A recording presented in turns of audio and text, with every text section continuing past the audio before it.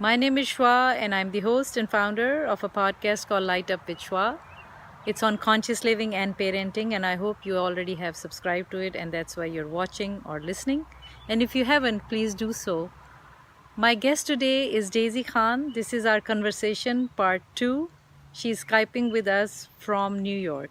So stay tuned, and in order to learn more about her, you can visit her website www.daisykhan.com. Thank you. So, continuing with the parenting, one more question regarding that. So, how can people? I want to come to gender a little bit because you have been dealing with that as well, and in your own life. Reading your book, which is Born with Wings, has been fascinating for me, very interesting. Thank you for writing your memoir. So I did get to learn about you through your book a lot. So how do you, and I know that you have been, I don't know how it is now, but the gender issue that we have in other cultures and even in the United States. What can we do to lessen the gender discrimination? Yeah. Well, so this is work that has been going on for centuries, Yes. and women's history is one, women's challenges are one, and together collectively, women can also solve this issue if we bond together around our common goals. So I mean, it all started with my birth story. In my Yes. book, I talk about my birth and how I was a third daughter. And, there were some people that didn't feel that, there was not like jubilant happiness because I was a third daughter. And at a time when daughters were not considered assets because we didn't, we would just be married off and that was it. And, but then, I had a great father, and this is where parenting comes in. A father who dangled a pair of boxing gloves in front of me when I was barely 3 years old and told me to stand up for myself. And that image, that symbol of those boxing gloves has pretty much defined my life. And it's not literally a real fight, but it's about standing up for yourself. And so, in many ways, I talk about in my book how my boxing gloves always seem to come out because there always seem to be another big fight that I have to fight. And these fights are never physical. They are fights of social justice, they are fights of self defense, they are fights of fighting for your own rights. And women have been doing this for centuries, over time, everywhere, in every religion and in every society. But now we've reached a stage, a whole new level of activism that we are witnessing and seeing, especially being brought out openly through the Me Too movement. And we are watching and seeing how this applies to different communities. So in the secular community, it might be, this egregious treatment of women or for sexual exploitation. But in faith communities, it manifests maybe not exactly that way, but about silencing, sidelining, undermining, subjugating, and pushing away. But at the center of it always is power and control. Wow. And That's so interesting. that is what we have to get to the root of, which is power and control. And it can be in the family, in that little The network. patriarchy that you talk about also. And it can then extend out to societal, and it can then get normalized in the secular community. It even gets normalized as, I have the power over you, so I can do anything. So it's the same thing. Yeah. Thank you for that. So, but we have to fight it back. Yeah, And please. this is where we have to unite. Women have to unite because we have the same purpose. We have the same goal, which is, that we are inherently equal in the eyes of God. We're inherently equal in the eyes of the Constitution here in the United States. So why should we be treated unfairly? Yes. Yeah. So in the case of women, the argument, there are many arguments, but the most relevant argument is, why should women be not paid the same amount as men? I was going to say that. What about equal That pay? bothers me a lot. That bothers all women. Yeah. We don't even know until we discover it. I didn't know for the longest time. I've been here Yeah, for I 30 actually years. didn't know it either. I actually didn't know one of my Yes. coworkers was getting paid 30% more than me for years. Yeah. And And so why are we treating women unequally? And it's the same reasons that, many people criticize Muslims for, oh, well, you don't get your inheritance, you get half the inheritance. You only get half the inheritance of men, right? That's yeah, an accusation but against us.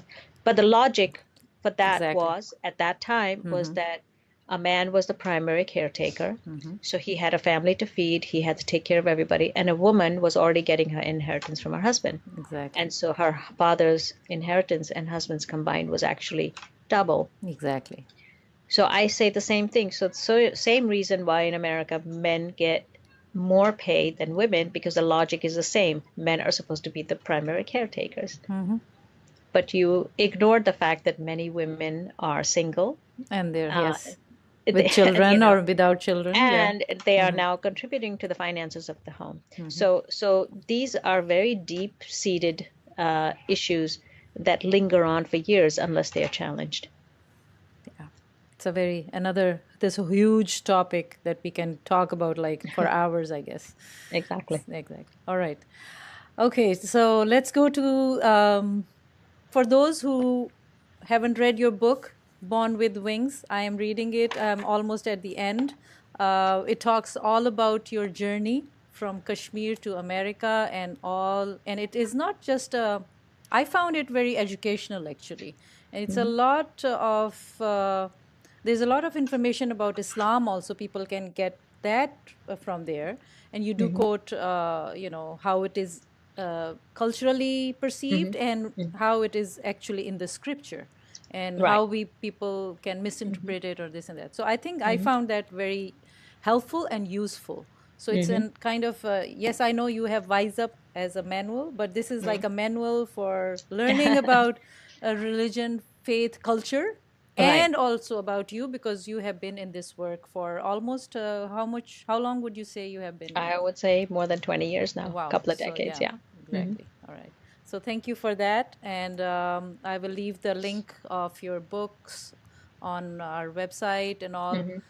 And if you would like people to contact you regarding your books, or if they want to teach or anything, Yeah. you will let. Where can they contact you? Yeah, so I'm available through my website, daisycon.com, Mm-hmm. or they can just send me an email, daisy@daisycon.com. Okay. All right. It's that easy. You All right. cannot forget All right. that. Daisy So at you can send Daisy me a Khan. direct Okay. email, read the book, Yeah. put a review on Amazon. Yeah. It's a quick read. Yeah. I It is a good. wanted to write this in such a way that people would feel like they're having a cup of tea with me. Yep. It actually Just come it is comfortable read, easy read. have a Yeah. cup of tea. Yeah. Thank you. It's an easy read, but it touches upon But it is topics rich. that are It is very on the rich. minds of many people. Yes. Hmm. Yes. So I have been actually drinking tea and reading your book. So Okay, that has been wonderful. wonderful. Okay, let's get to the last leg of questions. Right. Mhm. I would like to ask you, what is the value of gratitude in your life? Oh, I every night that I sleep, I wonder why I'm so blessed and why do I have all these comforts that other people don't Mashallah. have. God bless you. That's nice. Like, what did I do Mm. that why do I deserve to be Mm-hmm. sleeping a restful night, Mm. have a good meal, and so many people suffering in the world? Mm-hmm. So I Mm-hmm. see everything in relation to what other people don't have. Mm. So whatever little I have, I am so grateful to have it. Um, Not only the creature comforts, but having a good family, Mm. being surrounded by loved ones, having a wonderful community, living in a country where at least I feel safe. And I mean, it's just the blessing list is just, uh, it's just so long. And then I wonder, why do so many people not have this? Why don't Mm. they even have the basic? And Mm. it bothers me. It gnaws at me. Mm-hmm. But my inability to do anything about it has always kept me, it's the one agitation that I have. Like, Mm. what can I do about it? And I know Mm. I can't. There's Mm. only so much I So can much do. you can do. Thank you. So, do you think that contributes to an individual's happiness? Yeah. Yeah. I Being in think that gratitude? happiness is a complete state of mind, Mm-hmm. and it is a state of mind that makes you at ease, that you have everything, that, but at the same, in other words, you don't have a need, constant need for something more, that you're satisfied with what you have, but you're also hopeful that the things that are not right, that you're hopeful that you can change them. It's that hope, that that feeling that the glass is not half empty, that it's actually half full, and that you have the ability to keep filling it up. To me, that's what happiness is. Wonderful. That Wonderful. I have this constant feeling that I think I can fix this. I think I can fix this. And I keep moving the goalpost, and I keep saying to myself, I'll only be able to fix all these things if I never retire. So I've actually moved the goalpost on I'm never going to retire because Well, we I don't need want the you to next 10 years retire. to do this, the next 10 years to do this. Yes, I hope you don't retire and you continue your work the way you're doing. Yeah. Um, right. So, coming back to happiness, there are some people who say, "Well, my happiness depends on other people, or this or the other." What would you say to that? Yeah, well, I think that's when I think that that is the wrong way to look at happiness, because no one can bring you happiness. It's something that is very much your own state of mind and your own set of needs. Human beings have needs. And I suppose happiness can be different for different people because different people have different needs.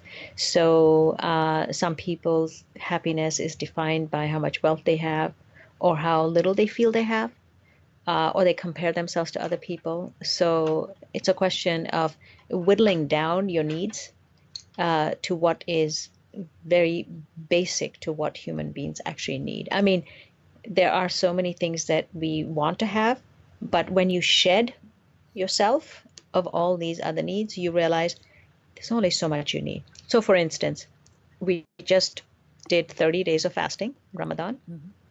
We always love to eat, but at the end of the 30 days, you realize how little food you need to survive. Like, why do we eat so much? Why Overindulge. are we always eating when really all you need is one meal a day to sustain you? And that puts you in parity with people who are poor, who have nothing. And you say, okay, now I know how people can survive on one meal a day.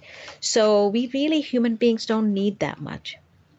We just need love, we need safety, and we need some food to eat.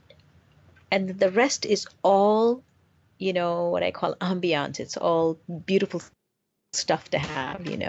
And so the basics are just, the basic human needs are very simple. And that's why some of the most noble people, some of the people that we revere, are the ones that eat very little, speak very little, and inspire a lot of other people.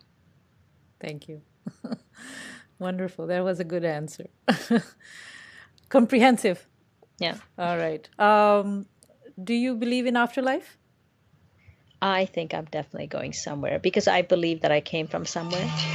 And excuse me, I did not turn off my phone. Nice ring. Yeah.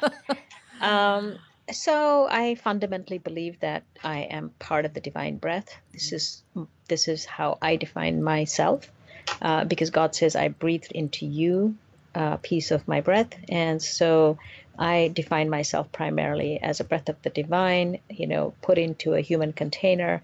And when my body dies, my body, is no longer alive.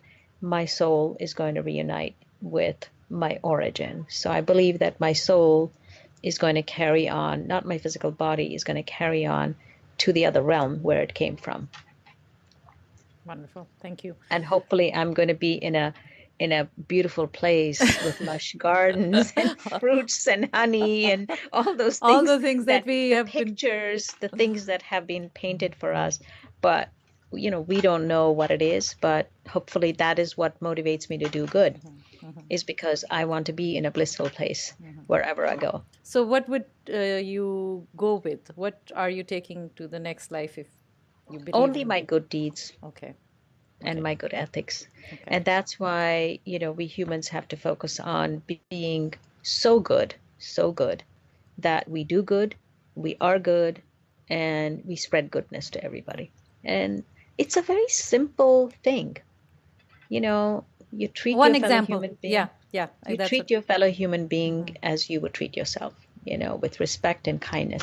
I think that the consciousness has shifted because we have, moved away from our spiritual traditions, and we have become a little too worldly centric. So everything gets defined through the world, through what can I have, the TV that I need, the house that I need, everything is that. But if you whittle us down to what our basic human needs are, and you whittle us down to basically why are we here on this earth? Yeah. Why did we come here? That's What where is I'm the going to come to purpose? you. What is your purpose? That's my next question. You have So been this going well into So this all the human journey questions. is all about defining why you're here. We don't actually know why we're here. When we first land here, we don't know. And a part of the spiritual traditions, or going into some sort of spiritual practice, is to connect you with your purpose, is to find that inner guidance that you have. Like, what am I meant to do here? So, have you I found mean, your you can be purpose? a doctor, you can be a teacher, you can be all those things. And if you're a teacher, you're meant to educate people.